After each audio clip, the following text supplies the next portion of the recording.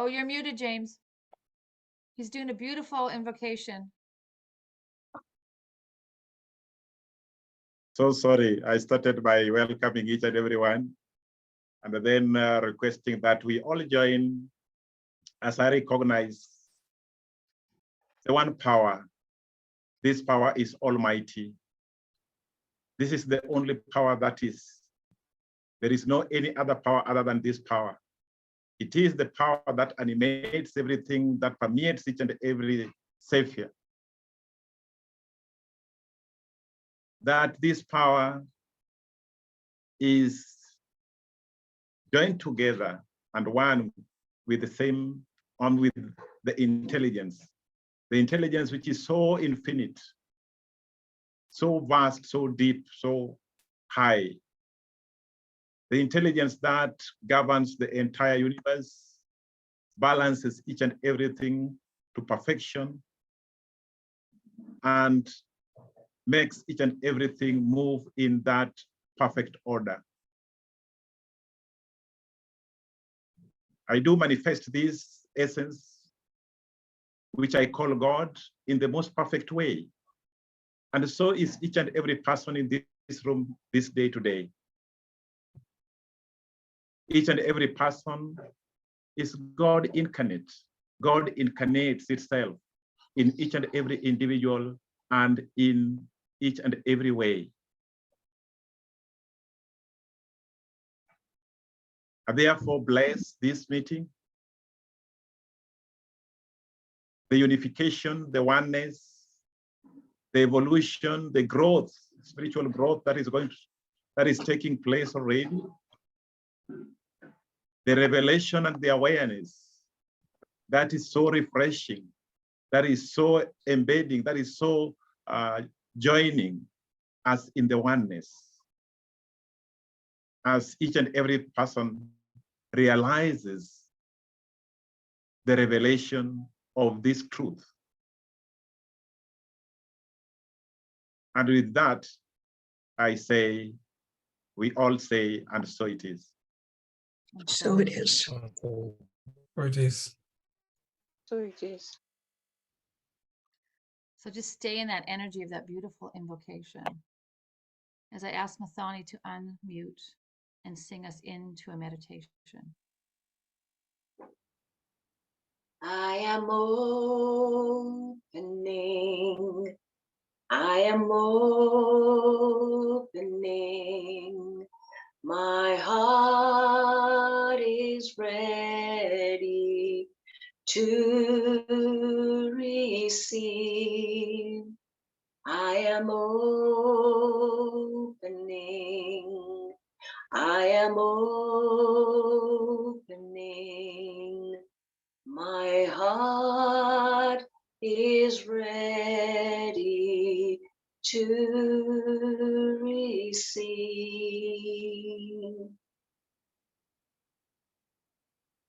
And take that breath deep into the core of your being.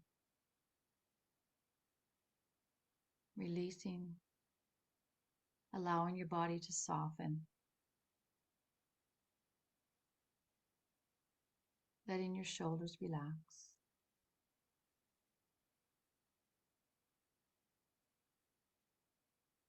Breathe in and take the breath to any tension in your body, allowing it to disperse the tension and softening that spot.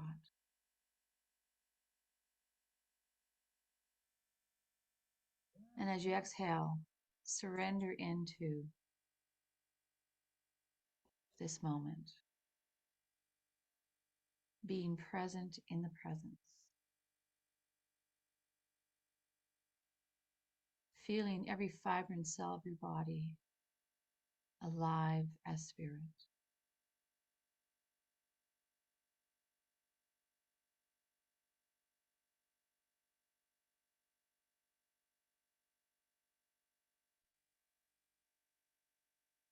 Bringing your attention to that aliveness within you.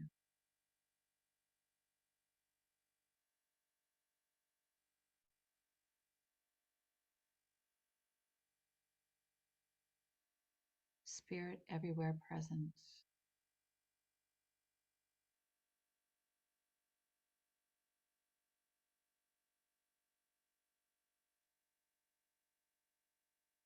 That divine intelligence that backs everything with every cell and fiber of your being. That intelligence that's orchestrated to create you as you. That individualization of spirit.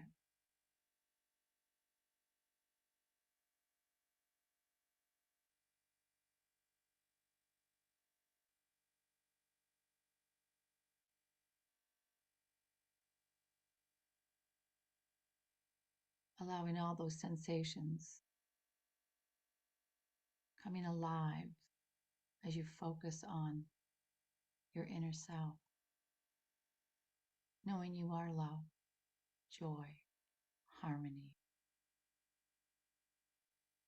knowing you are peace, deep, abiding peace.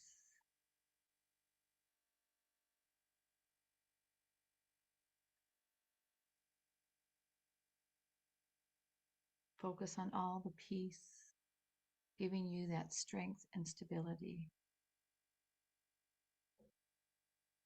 that life is coursing through you as peace.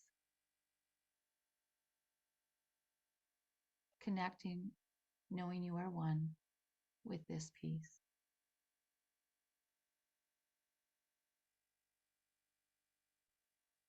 And everything unlike it falls away. All the confusion, all the chaos, all those riotous activities that are showing up in the outward picture. Stay grounded, centered, and aligned with the peace of your being.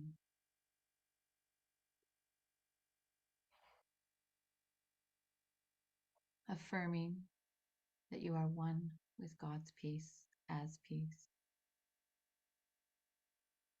That at the center of your being is peace. Breathe into that peace. Exhale peace.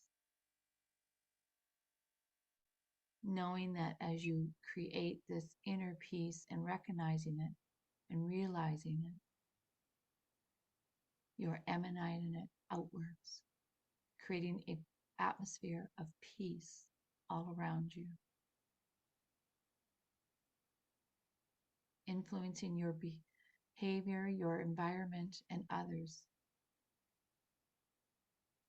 in that atmosphere of peace.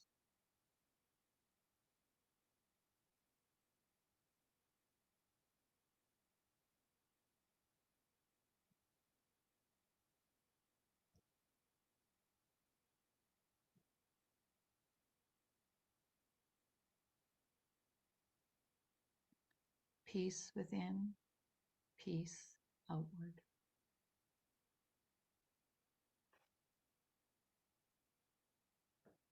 I am an instrument of peace.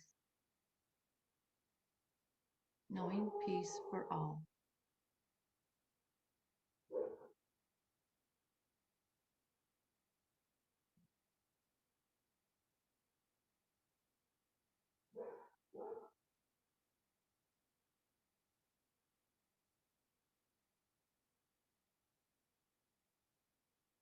And take that deep inner breath.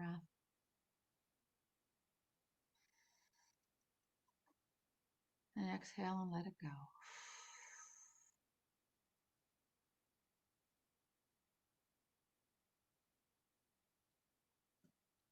And gently come back into your space, into your surroundings, back to Froggy Friday.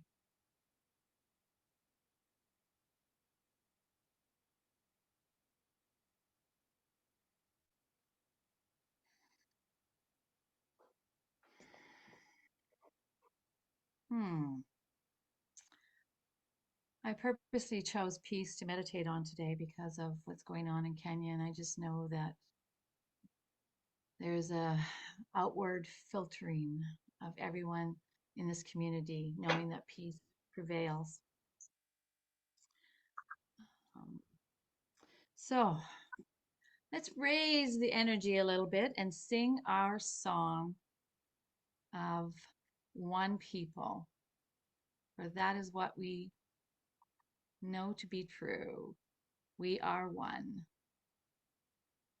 All right, everyone.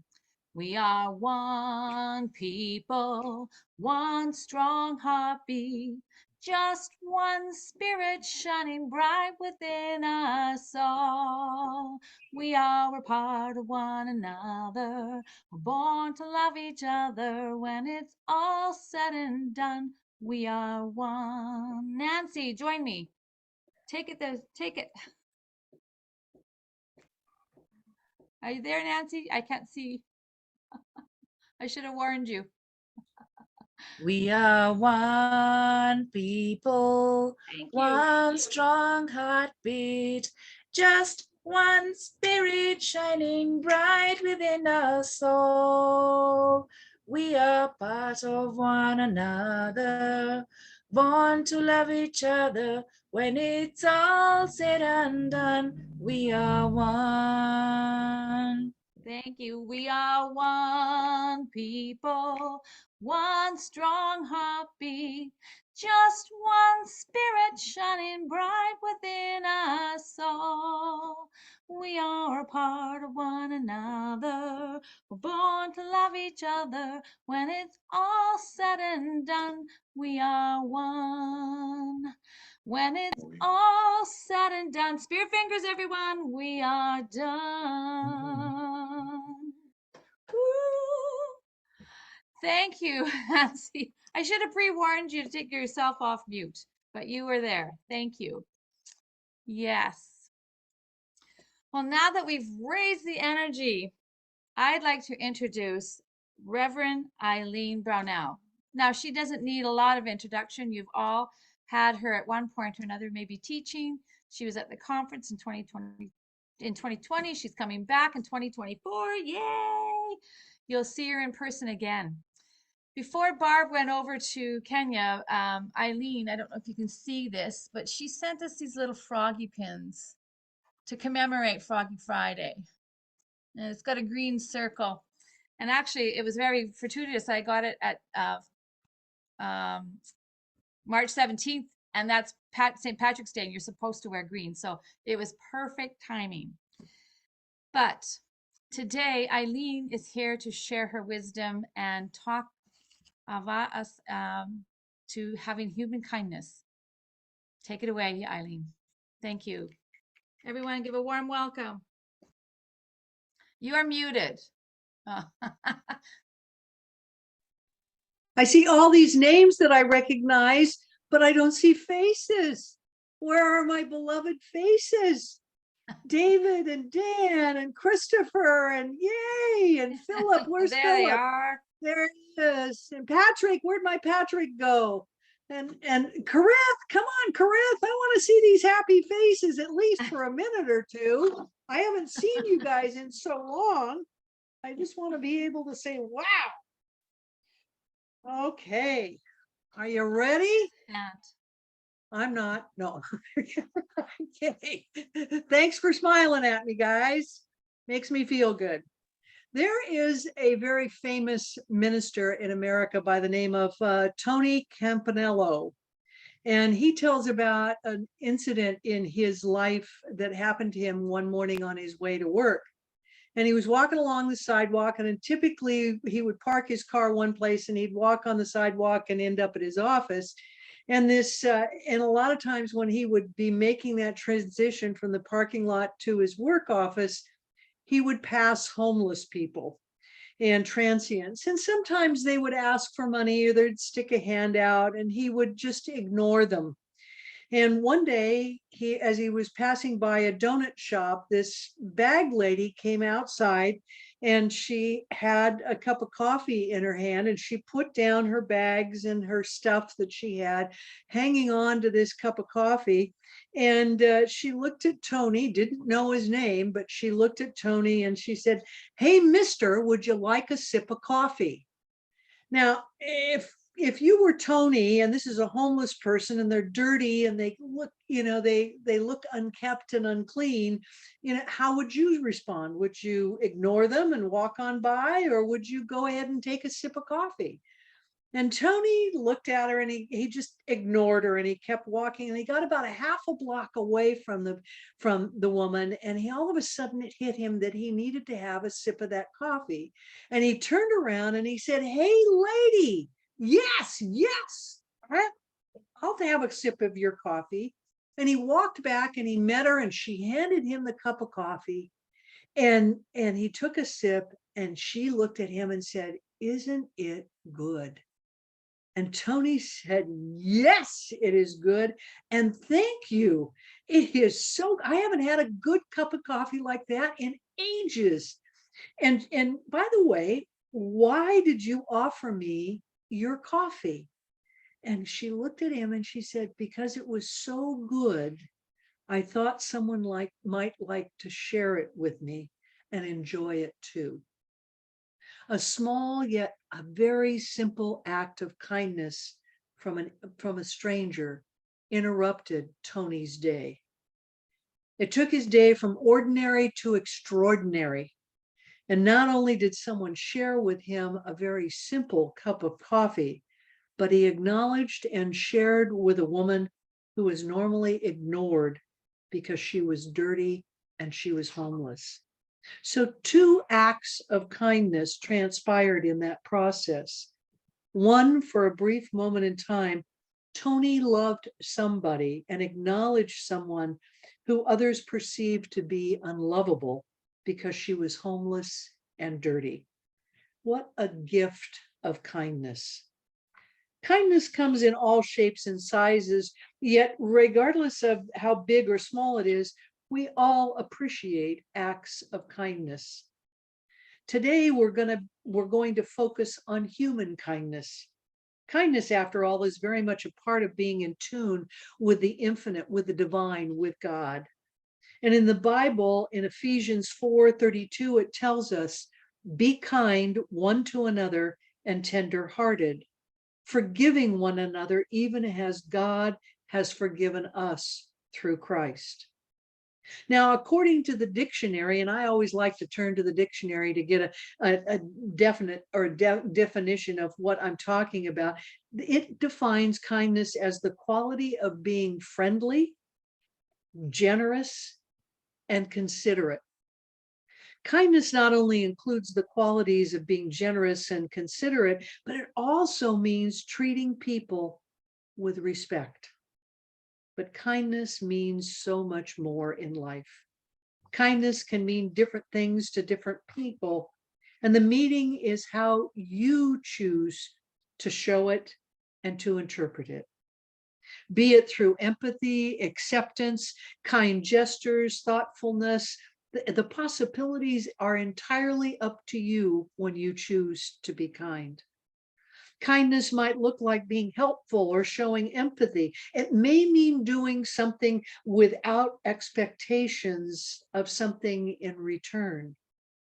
Kindness is more than just being nice. It goes beyond being merely nice. Think about, would you prefer people to define you or describe you as nice or as kind?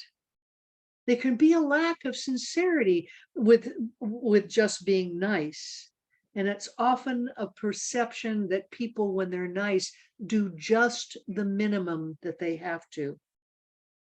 Being kind, however, is doing intentional, voluntary acts of kindness, not only when it is easy to be kind, but also when it's hard, just like Tony reached out to a homeless woman that was dirty. Has someone ever done something kind for you and all you wanted to do afterwards was to pay it forward? That's because kindness causes a chain reaction.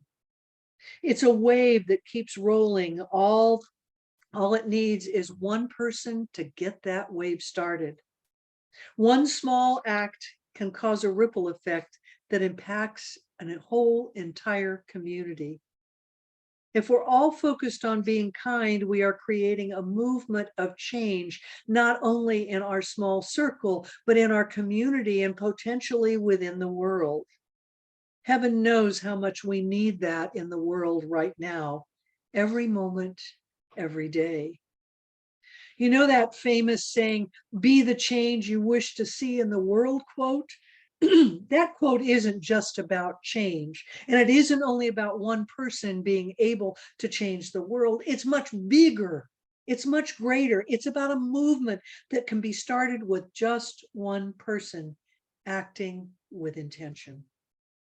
The opposite of kindness is someone behaving in a way that is mean or selfish, is rude, disrespectful, or violent. Kindness is often quiet and behind the scenes. Those who are unkind are often loud, obnoxious, insulting, and demeaning of other people. Kindness is love, and love is kind. Think about what love entails and what it means to love someone. You got that?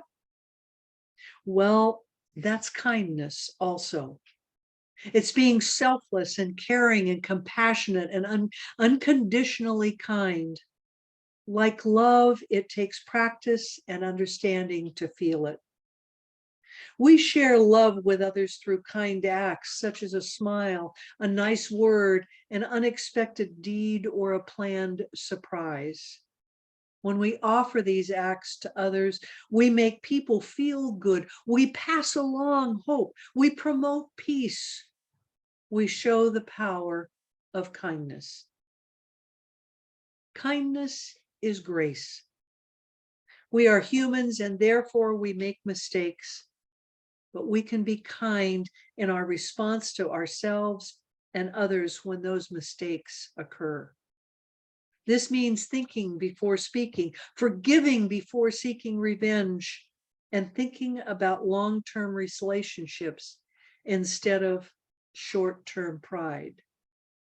If we could all remember that none of us are perfect, we would be a lot kinder to each other. Let's offer grace. Let's offer kindness.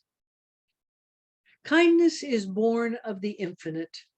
Remember, according to Charles Fillmore, who is the founder of Unity, in his book, The Revealing Word, he states, the infinite is that which embraces all. It is without end or limitation. It is that which is boundless, immeasurable, and inexhaustible. Wouldn't it be wonderful if kindness embraced all, or it had absolutely no end of limitation and was boundless? Kindness has been described as love in action. It is not something merely emotional, rather it is practical, visible, and active. We can see kindness. Kindness is about motivation. And just why should we be kind? After all, kindness can be risky.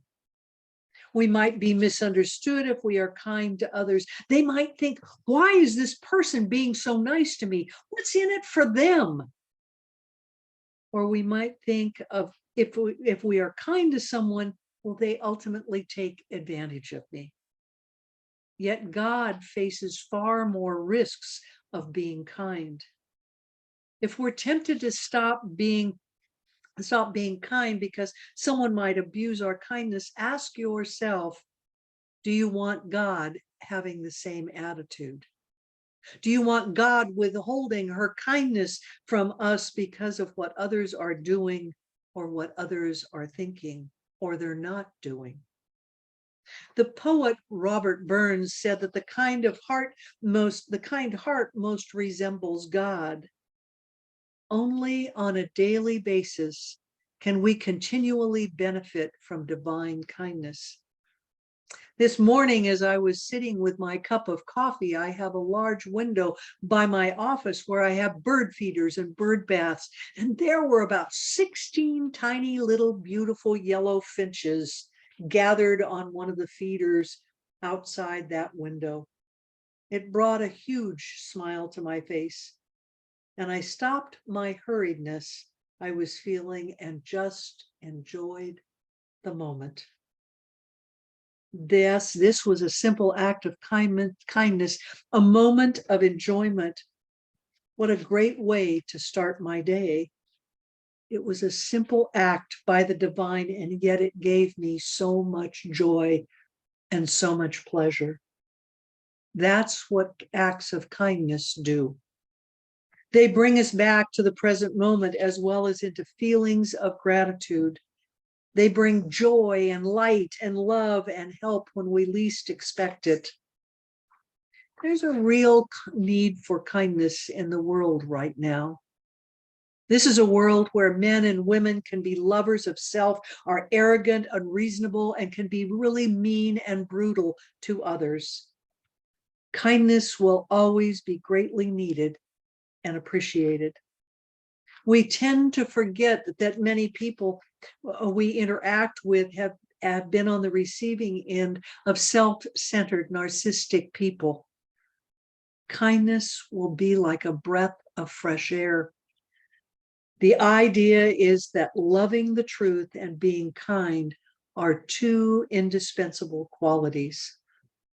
We personally benefit when we are kind, and I'm not merely talking about that people will tend to be nice if we are nice to them.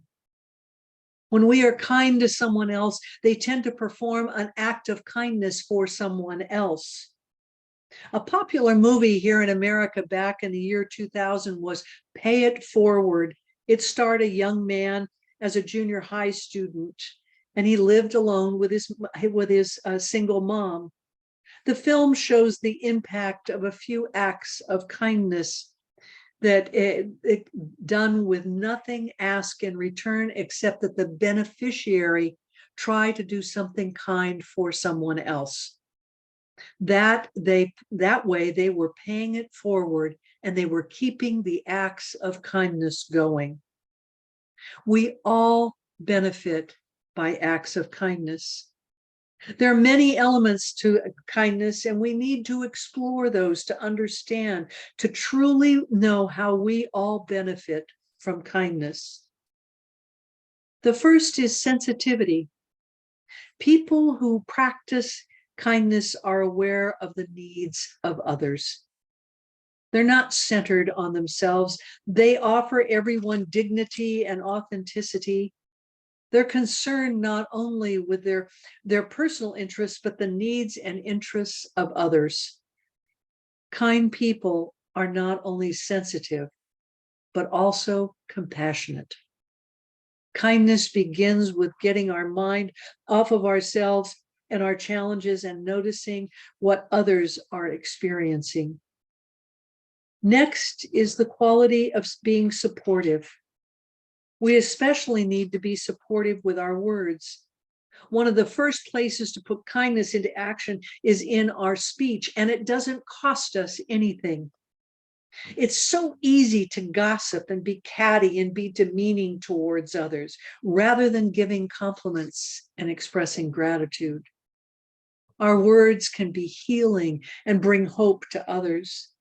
And when we're not aware of our own many blessings, it is far easier to be cutting and hurtful with words and always run other people down. Sympathy is another form of kindness. We often feel unqualified to help people when they are hurting. Death, divorce, illness are all situations that may seem awkward to us. But then again, they're probably awkward to most people. Yet kindness can express itself not only verbally, but also simply in the touch of a shoulder, a pat on the back, the grasp of a hand, or a simple hug.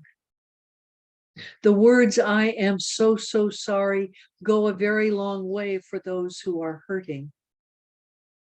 Sometimes kindness can show up as frankness and honesty. Telling someone the truth, laying it on the line, or leveling with people is also a demonstration of kindness. When someone asks for your opinion, it is up to us to be honest, but also gentle. There are times of telling someone you're ruining your marriage or you're about to make a big mistake, but you need to do it kindly and with gentleness and care and love. Kindness really cares about others. Being straightforward does not mean offering a hit and run type of comment to someone. It means telling the truth and then being willing to help the other person after you've told that truth. Kindness will speak up when necessary, but kindness will equally stick around and help someone change or find them the help that they truly need. Kindness is spontaneous. I love going through a drive-through line or being the first in line someplace and paying for someone's order for them, like their coffee or their food, before they get there. And then I run back out to my car and charge away so they don't know who has done it. Kindness is about doing something without an expectation of reward in return. There are times we can plan kindness, and other times the opportunity to be kind simply arrives without any planning whatsoever. Flexibility in kindness is a must. Do not put off the opportunity to say something kind, write a note of gratitude, or verbally express kindness. A common enemy of kindness is busyness. You might think, I just don't have the time to do this. And yet in the big picture, 5 minutes of your time during the course of the day is 0.003%. I think we need to get up each day and get dressed with a layer of kindness. The Bible tells us when you wake up each morning, remember to get dressed spiritually and emotionally as well as physically. When we wake up each morning, we need to be wise about the attitude we choose to wear that day. Simply ask yourself, what kind of attitude am I going to wear today? Kindness, as well as any attitude or behavior, is a choice that we make. My dad was the kindest man I ever knew. There were probably at least a half a dozen people that stood up at his memorial service and talked about his kindness. Shortly before he died, I asked him where he had learned to be so kind. I had heard the story many times, but I just wanted to hear it once more. He told me how one day he and his grandfather had gone in town from their farm to buy seeds, and as they were walking down the street to the store, a girl from Dad's class in high school passed him by and acknowledged him and called him by name. Dad ignored the girl. His grandfather stopped and grabbed him by the shoulder and swung him around so that he could face him. Why didn't you say hi to that girl? She called you by name. A little embarrassed, my dad indicated because she was fat and ugly and nobody liked her at school. With a stern scolding, Dad was told kindness doesn't cost you anything. Saying hi to someone never hurts anyone. And from that point forward, my dad never missed the opportunity to be kind to others. The Dalai Lama says my religion is very simple. My religion is kindness.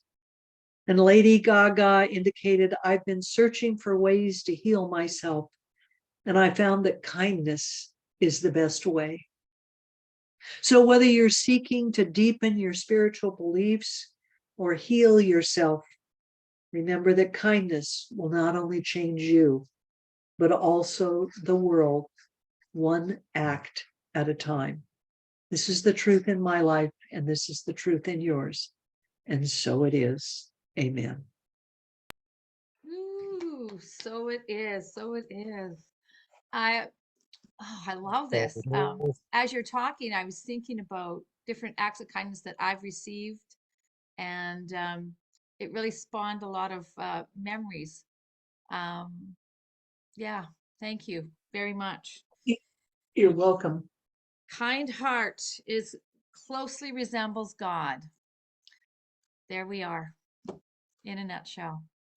Thank you, Reverend Eileen.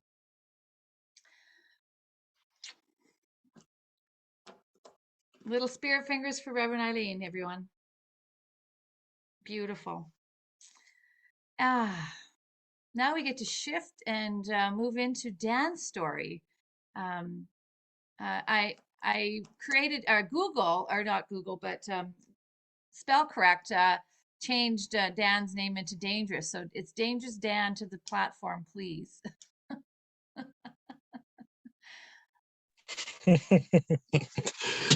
Oh, dangerous. Okay. Dangerous That's because he's emanating kindness. yeah, I Dangerous because noticed. he's shifting the status quo. Yeah, Michelle became the first person to decorate that dangerous as part of my name. I appreciate her for that. It's meant with love. It is with love, yeah. Thank you. So, what would you like to share with us today, Dan? Oh, yeah. I would like to share with you my experience since I took the practitioner classes that began last year. Share with you where I was then, the journey that I've walked in summary to where I am right now. So before I started a practitioner class, I had the basics of science of mind. And I knew so many I knows, like God is all there is. The universe is always supporting me. There's only one, and all that. And had also shifted my view of what or who God is from my traditional Christian beliefs, what I have been taught as a Christian from childhood.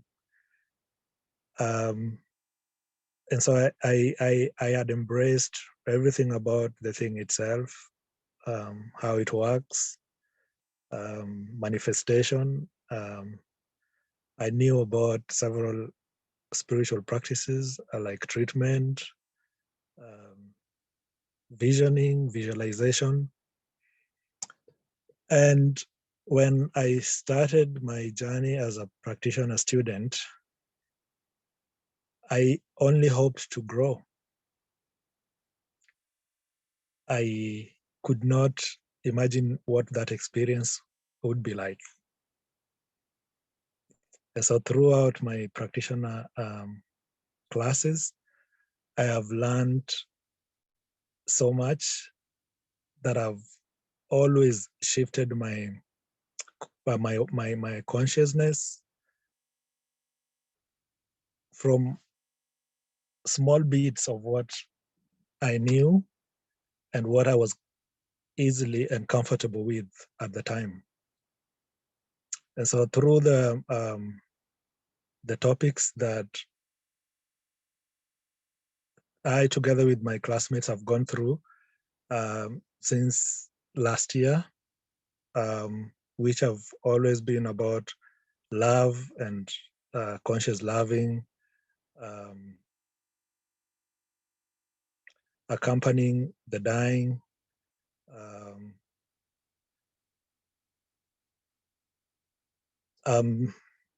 so many topics that we learned that were very uncomfortable. Like, for example, writing my it's like telling your story as it would be told by people when you're already dead. And the race consciousness that I had held around death and talking about death, and how to me it meant talking about death is like calling death to come closer. And so it is something that I was very uncomfortable with. And going through that lesson in class, learning so much about what death really is in spiritual truth, I learned the infinity of life. I learned that death is just a transformation, that it is not something that I am to look at from a space of fear, like I used to traditionally, and that as a practitioner who is learning to know the truth for others, then getting comfortable with knowing the truth around death is such an important thing, that even though I'm still taking the lessons as a practitioner student, the nature of my work includes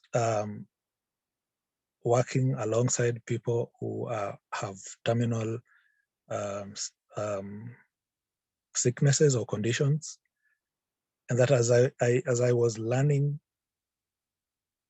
in my class, I would then have practical situations that I would now start responding to differently.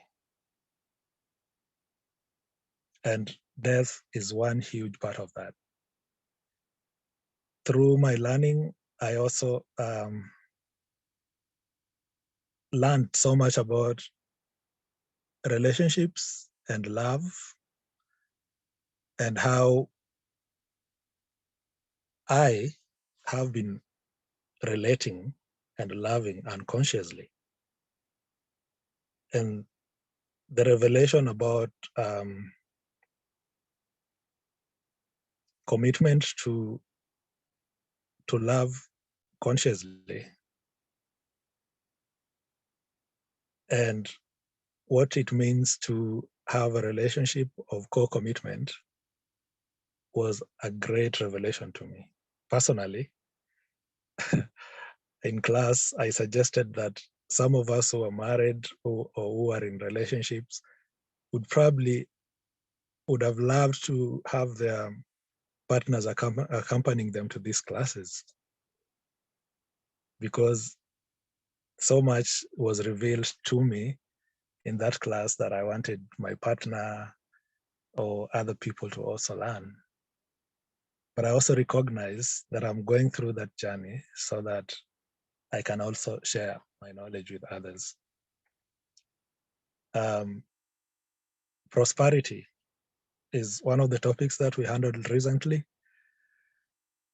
And tithing and forgiveness as part of prosperity. And when I'm talking about prosperity, I'm referring to specifically financial prosperity. Relating that with forgiveness is something that I never thought of. And going through that class, I realized that forgiving myself, paying attention to my thoughts and my view around money issues, and also what it means about embracing prosperity and financial growth versus all the raised consciousness that we've held all along, including it's easy for a camel to go to heaven, go through that camel hole, to go through the hole of needle hole, than a prosperous man to go to heaven, which has been something that I've held on for a long time, being a Christian. Understanding it metaphysically and shifting my thoughts around, not seeing prosperity as something that would deny me opportunity to experience the kingdom of God, was also another shift, a huge one. And so the spiritual practices that came with the lessons that I learned as a practitioner has created a huge shift in my life and my spiritual journey. There's so much about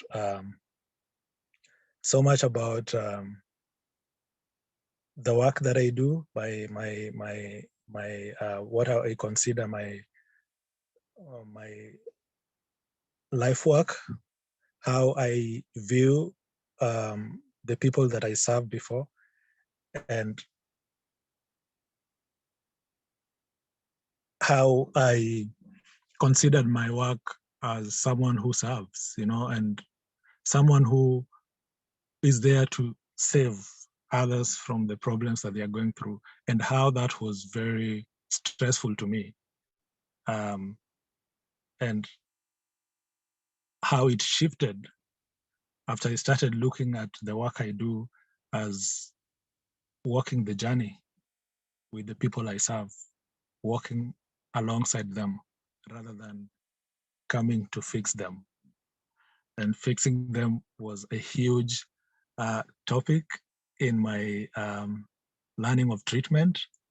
And my teachers always reminded me every time I did my treatment, because treatment is something that when I was doing my basics in science of mind, I listed them, and I know treatment, I know what it meant to, it's how it's done, what it meant to achieve.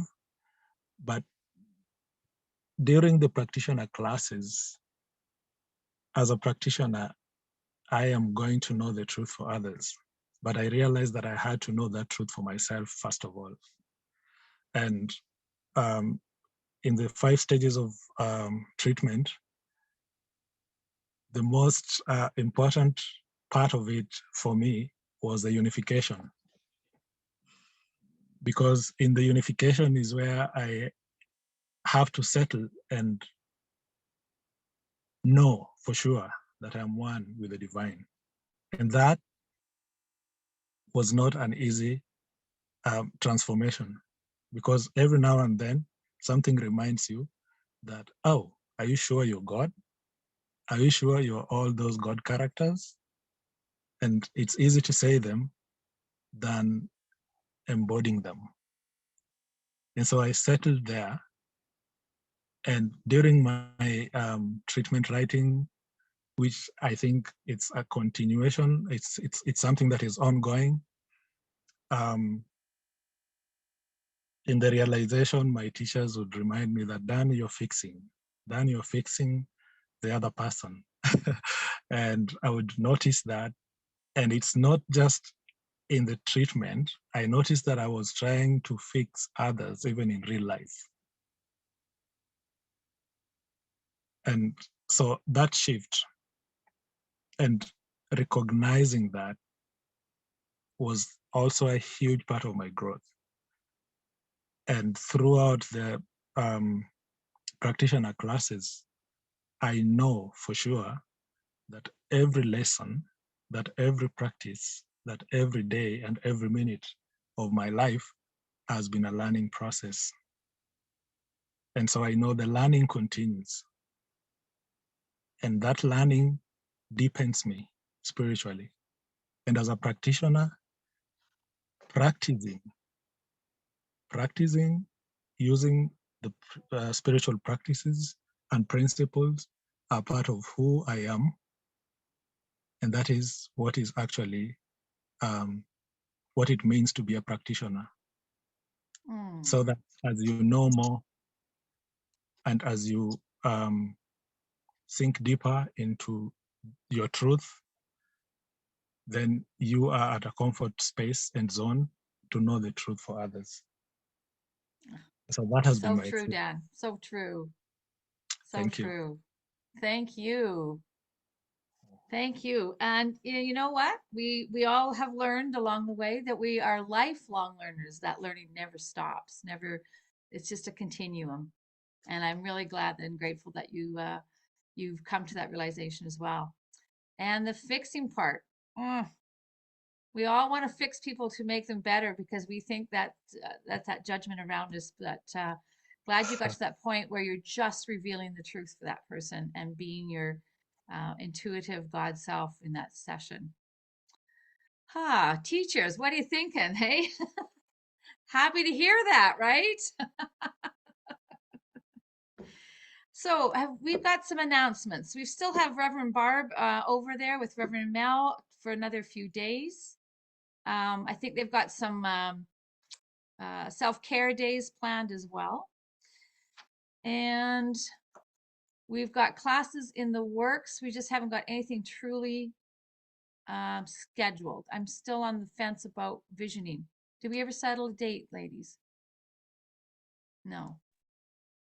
Yeah, it's because our community is so busy with Reverend Barb that they forgot to sign up. Well, if we haven't learned anything, it's always about Reverend Barb. So it's all good. We're going to offer the visioning course sometime along the way. We've got some other ones percolating. We've got discovery class coming up on April 15th, I believe. And yes. We will get that out. So this is what your job is to do. If we're holding a community class on discovery, this is for people who you've encountered that are curious, like what's going on with you? Why have you changed? You look different. You seem different. That's your opportunity to say, hey, I've got a discovery class. You can find out for yourself. Come join. It's 4 weeks. It's 4 classes. And give those names to people, to Nancy. And we will get that class underway. Probably, well, we are doing it the 15th. So it'll end on May 6th. So just make sure that they have WhatsApp when you're talking to them so that we can all communicate with them as well. We're working on 2024 conference. Reverend Barb's done a lot of work while she's been on the ground over there. We're still in the planning stages, of course, with a few things, but lots of stuff have fallen into place. And we've got Taizé coming up on Tuesday. Is that at 8 o'clock, Michelle? The choir? Yes. We have Taizé choir. Mm-hmm. Okay. I'm going to make it my intention to attend. Yeah. I apologize for last week. I was deep in my time with my grandson. The world falls away when I'm with him. He's my little joy. Thank you, Reverend Eileen, for coming in and sharing your wisdom and percolating some ideas of kindness and bringing it to the forefront of our awareness again. I know everyone does acts of kindness, but just to bring it into another light and depth is beautiful. Thank you. Always a pleasure to have you. Dan, thank you for your revelations. And Can I just do a plug for the 15 conscious commitments of leadership, which will be starting on April the 22nd. So that's a Saturday. And I would really encourage you all to come and participate. It's going to be 10 weeks, and we're just going to go flying through those 15 commitments in no time at all. And if you're not familiar with the book, I believe there's a couple of copies at the office. Many of the practitioners participated in a book study of that. So they will know something about it. And even if you were part of that book study, you still want to come and dive in a little deeper. There is some wonderful, wonderful jewels of enlightenment that you can embody and take into your life, or to recognize where you are, because we are all leaders. Yep. Yes, yes. And it's important work to stay above the line. And you got to go to the class to find out what I mean. Okay. Let us do our offertory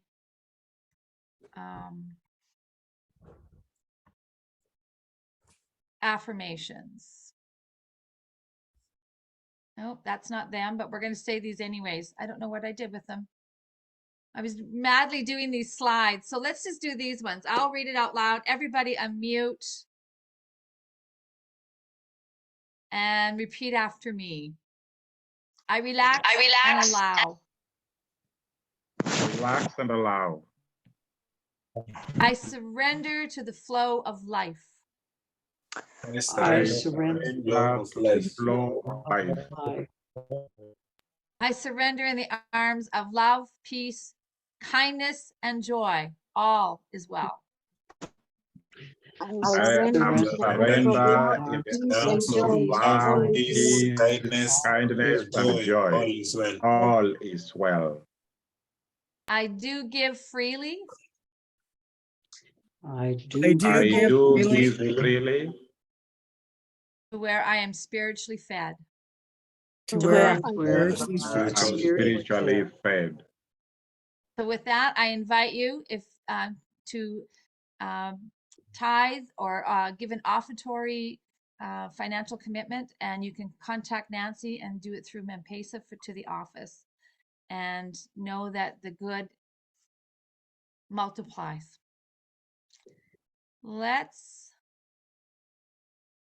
Now, who needs treatment? We have Kareth in the house.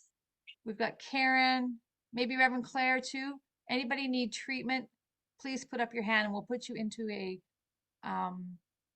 room with somebody to know the truth for you. Maybe you're having a challenge. Maybe there's some confusion in your life. Maybe there's absolute wonderful things happening in your life, but you want more of that bliss. This is a 2-minute miracle session with a trained practitioner. We've got Mathani. Yep, Mathani, you go into room 1, please. And Kareth should be in room 1. Okay.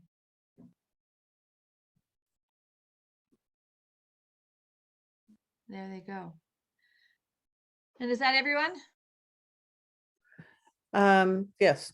Do we have a closing song or closing affirmation or closing something?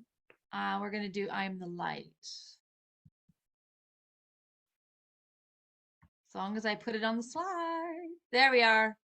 I want everybody to unmute and sing this song with me and really feel it and resonate with you. As we go out into the world, we're going to be kind. Our actions are going to be kind. Our words are going to be kind. Our heart is going to be filled with that kindness and that peace that emanates from us within. So we shine our light in the world. Here we go. I am the light, I am the light, I am the light of this world. I am the light, I am the light, I am the light in this world. And I shine, yes I shine, and I shine so bright. And I shine, yes I shine, and I shine so bright. Let's do we.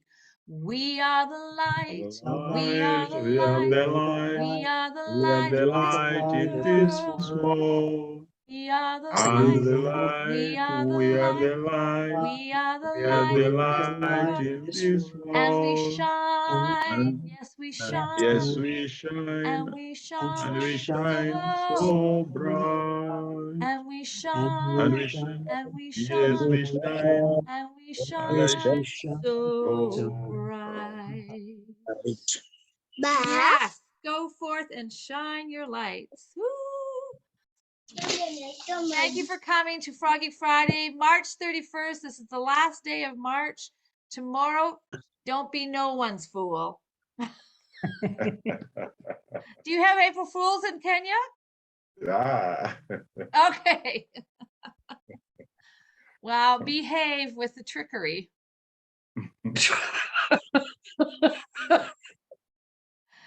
You know, the best one I hello, ever. Christopher. It looks like you're babysitting today. And now we can stop sharing. Recording.